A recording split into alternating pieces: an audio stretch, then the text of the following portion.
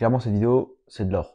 C'est pas une vidéo pour vendre un programme, pour vendre quoi que ce soit. Si jamais tu veux être coaché, tu as le premier lien en description pour réserver un appel, on discute ensemble, c'est totalement gratuit. Bien sûr, ça n'engage à rien. Là, aujourd'hui, on n'est pas là pour ça. Aujourd'hui, on est là pour parler de ces deux choses. Aujourd'hui, je suis là pour te parler d'un truc qui est pour moi le plus important en musculation et c'est sûrement la raison de pourquoi tu ne progresses pas en musculation. Mais sérieusement, il n'y a pas de petite technique pour progresser ou quoi, progresser. Là, ça va être clairement les réponses à toutes tes questions de pourquoi tu ne progresses pas en musculation. En fait, en salle, j'ai remarqué qu'il y avait deux types de personnes. Tu as les personnes qui vont en salle, qui progressent, et les personnes qui vont aussi en salle, mais qui ne progressent pas. Ok, j'exclus les personnes qui vont en salle de temps en temps. Ça compte pas. Si tu vas pas à la salle, c'est normal, tu vas pas muscler. Mais il y a vraiment deux types de personnes que même moi j'ai remarqué. C'est vraiment ces gars-là, quand je les vois à la salle, je les vois à chaque fois que j'y vais, ils s'entraînent autant que moi et ils n'ont pas de résultat. Le physique ne bouge pas, ou alors il bouge mais vraiment très très lentement. Et si jamais c'est ton cas, je pense que ça serait vraiment hyper intéressant, et c'est même pas je pense, et c'est sûr, intéressant d'écouter cette vidéo en entière. Donc cette vidéo, je l'ai reprise de Lucas Gouif, qui a fait une très bonne vidéo là-dessus. Je l'ai trouvé très utile. Et c'est vrai que avant que je prenne, que j'ai connaissance de ces pyramides, donc ça fait quand même quelques mois que je les connais. Donc ces deux pyramides ont été faites par Eric Helms. Et en fait, si tu veux, là, tu connais le principe d'une pyramide, ok, tu as les bases, c'est le plus important, et après ça monte jusqu'au moins important. Donc là, on a surtout ce qui est entraînement, à la salle, etc. Et là, on va être plutôt sur tout ce qui est la nutrition. Ces deux pyramides sont liées, c'est-à-dire que les actions que tu vas faire sur l'une va avoir un impact sur l'autre. Donc c'est hyper important de respecter les deux. Et on va voir que toi, en général, en muscu, on essaye de plutôt se concentrer sur cette pyramide, alors sans vraiment en prendre conscience. Je peux parier que tu ne connaissais même pas l'existence de cette pyramide, mais tu essaies de mettre en place des choses qui sont ici dans cette pyramide, parce que toi tu penses que c'est les plus importantes, forcément l'entraînement, et en fait tu ne mets rien en place de cette pyramide-là. Sauf que c'est ici que tu vas vraiment avoir un impact qui va te permettre de bouger là-dessus, sachant que là-dessus tout peut être parfait. Si ça n'est pas mis en place, là-dessus il n'y aura rien. Okay. Donc déjà pour commencer, je vais essayer de le faire. On va pas faire pyramide par pyramide et ordre par ordre.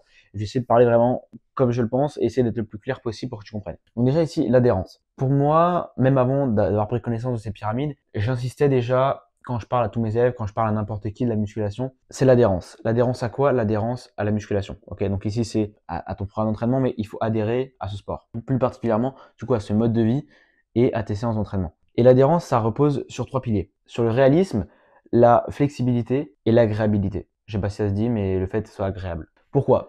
Pourquoi réaliste? Parce que si concrètement, tu mets des séances de 2 heures, 6 fois par semaine, alors que tu as un emploi du temps hyper chargé, que tu n'as même pas 1 heure ou 2 dans ta semaine, ça sert à rien, tu ne t'y tiendras jamais et tu ne tiendras pas sur le long terme. Pareil pour la flexibilité. On est tous des humains, on n'est pas à 100% dans la muscu tous les jours, ok, on n'est pas des bodybuilders. Donc on a un métier à côté, des études, une famille ou peu importe. Et donc ça arrive d'avoir des imprévus. Des imprévus qui font que tu ne peux pas aller à la salle. Si tu es 7 jours sur 7 à la salle, que tu t'entraînes pendant 2 heures, si tu as un problème dans ta journée, en fait, tu ne pourras pas essayer de compenser, essayer de modifier ta séance, essayer de la mettre en mouvement, parce que ton emploi du temps est déjà chargé de malade. Tu ne pourras rien modifier. C'est pour ça qu'il faut que ça soit flexible. Il faut que tu puisses quand même le bouger. Tu vois, si jamais tu peux pas t'entraîner le matin, ben le soir. Inversement, si tu vas t'entraîner un jour, tu essaieras de t'entraîner le lendemain. Et enfin, l'agréabilité, le plus important pour moi, il faut que quand tu fasses la séance, tu aimes ça. Tu vas aller à la salle 3 à 4 fois par semaine, voire même 5 à 6 fois par semaine. Et si pendant tout ce temps, tu n'aimes pas ce que tu fais, c'est un cauchemar pour toi d'aller à la salle, tu ne tiendras pas. Et même si tu te forces pendant 1 mois, 2 mois, c'est pas en 1 mois ou 2 mois que tu auras des résultats et que tu auras le physique que tu veux vraiment. Donc ça, pour moi, c'est vraiment la première chose qui est hyper importante là-dessus. Forcément, après, il y a tout le reste. Et ici, il va y avoir ces deux parties-là. Donc, en gros, ton total calorique et tes macronutriments. C'est clairement le plus important au niveau de la nutrition. Tout ça, en fait, ça aussi, il va y avoir ton lifestyle. Ok, ton lifestyle, pourquoi? Parce que si jamais ça bloque, ok, donc si tu t'entraînes, ok, tu adhères à ton programme, tu mets assez de volume, d'intensité, de fréquence, tu t'entraînes bien concrètement, il est bien construit ton programme, et que tu progresses pas, c'est que le problème ne vient pas de là. Ton problème vient sûrement d'ici, soit que tu n'as pas le lifestyle de quelqu'un qui veut changer physiquement, ok. Si tu vas juste à la salle, une heure dans la journée, et qu'à côté tu ne fais rien d'autre, c'est normal que tu ne progresses pas. Tu peux avoir respecté tous les paliers de cette pyramide, tu ne progresseras pas, tu n'auras aucun résultat. En fait, ça peut être très dur à comprendre, mais il faut que tu traques tes calories, que tu traques tes pas et tes macronutriments. Le reste, après ici, les micronutriments, tout ça, ça viendra avec, si tu veux. Ok. Quand tu compteras tes calories et tes macronutriments, indirectement, tu feras attention à tes micronutriments. Ok. Et après, du coup, comme tu compteras tout ça, tu essaieras de mettre en place vraiment les meilleurs temps pour pouvoir manger. Et après, tu verras que tu commenceras du coup à chercher encore mieux et tu supplémenteras. Donc en fait, ces trois trucs-là, entre guillemets, vont venir tout seuls. Les principales habitudes que tu dois mettre en place, c'est ces deux-là. Le fait de traquer tes calories et traquer tes macronutriments. Beaucoup trop de personnes ne veulent pas traquer et c'est l'erreur qu'ils font. Ils n'auront vraiment aucun résultat. Il y a aucun autre chemin. Si tu veux, il n'y a pas de chemin différent. C'est soit tu traques, soit tu traques pas. Et concrètement, du coup, soit tu es musclé, soit tu seras pas musclé. En fait, on a une vision du fait de traquer tes calories qui est trop fermée. Traquer tes calories, ça prend 5 secondes. Sérieusement, acheter une balance, juste au lieu de verser le riz dans ta casserole directement, tu les verses dans un bol à côté sur une balance, puis tu les verses dans ta casserole. Ça te prend 5 secondes. 5 secondes par repas. Donc imaginons que tu as 5 repas dans la journée, ça te prend 25 secondes dans la journée. 25 secondes de perdu pour des résultats qui vont vraiment te plaire et qui vont vraiment avoir des résultats. Si tu veux, ces 25 secondes vont avoir un impact énorme. Alors que derrière, je suis sûr que tu passes 1 heure ou 2 sur TikTok à rien faire, du temps à dormir le matin, à faire la grasse mat pour rien. Et ce temps-là, on ne t'offre rien derrière.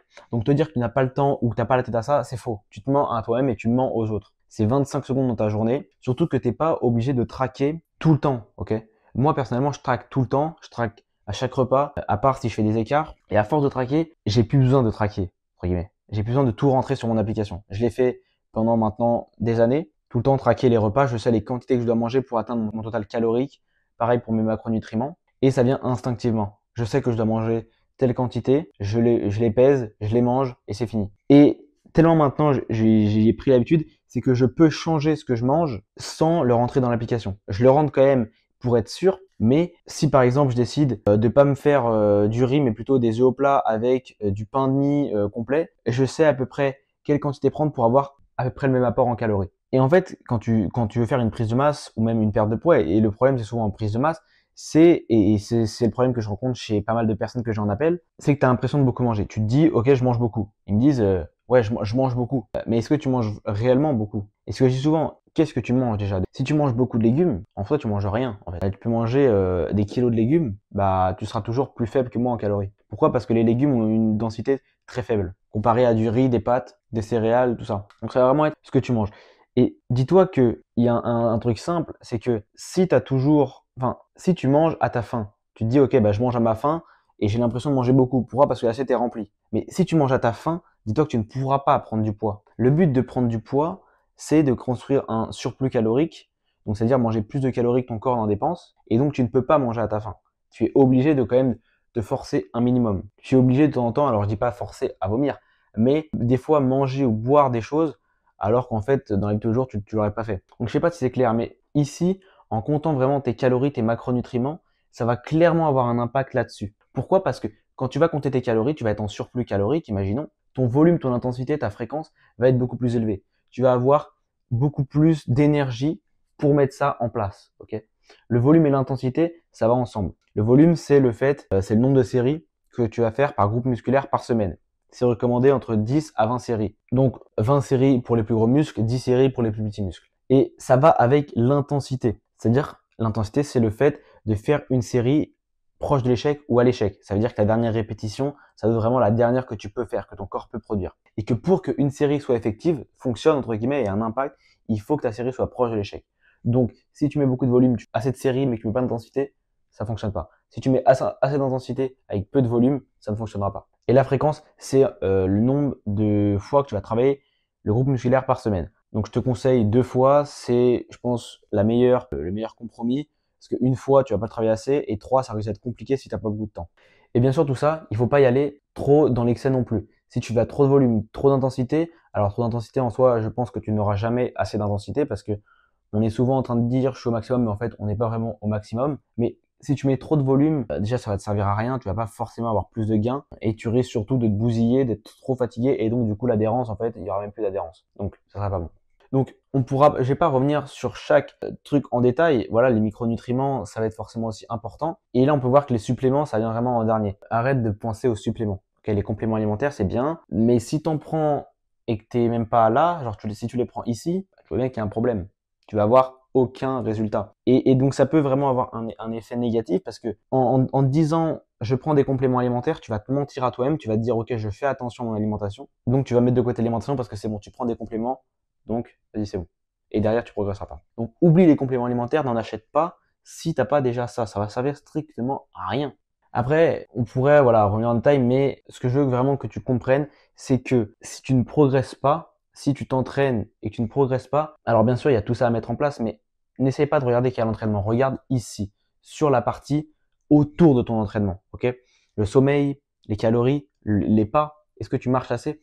Pour la perte de poids, par exemple, en muscu, tu brûles très peu de calories. Tu brûles entre 200 à 700 calories, sachant que 700 calories, tu ne les brûleras jamais, toi. Même moi, hein, c'est vraiment avec la plus haute intensité, ce qu'on ne fait jamais parce que on n'est pas jamais à 100%, je peux te le garantir. Donc, on va dire que tu brûles environ 400 calories. 400 calories, tu vas les brûler en 1 heure, 2 heures et tu vas fournir un effort énorme.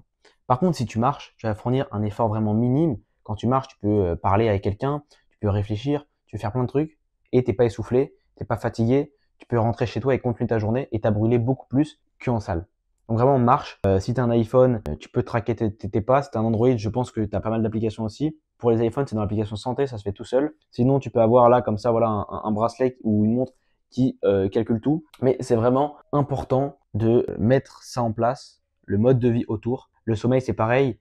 Le sommeil, c'est pendant que tu vas dormir, pendant que tu vas te reposer, que ton muscle va se reconstruire et va vraiment grossir, entre guillemets. C'est pas l'entraînement, vu qu'à l'entraînement, tu vas le détruire. Donc, s'il n'y a pas de repos, c'est pareil, tu progresseras pas. Donc, je peux comprendre que tout ça, c'est des choses assez compliquées à comprendre. J'ai essayé, elles sont déjà assez simplifiées. Donc, si moi, j'ai pas été assez clair, tu peux taper pyramide d'Eric Helms sur Internet et tu as vraiment l'explication de tout ce que ça signifie et tu vas vraiment comprendre comment... Après, dis-toi que tout ça, faut partir du principe que tu as un coach qui fait tout bien pour toi. Okay, quand je te dis que le problème ne vient pas de là, c'est parce que du coup, ça, j'estime que ça, c'est parfait. Donc, si tu travailles pas avec un coach, si tes séances n'ont pas été vraiment... Si tu connais rien et que tes séances n'ont pas été vraiment très bien construites, je t'invite à faire appel à quelqu'un qui sait vraiment le faire.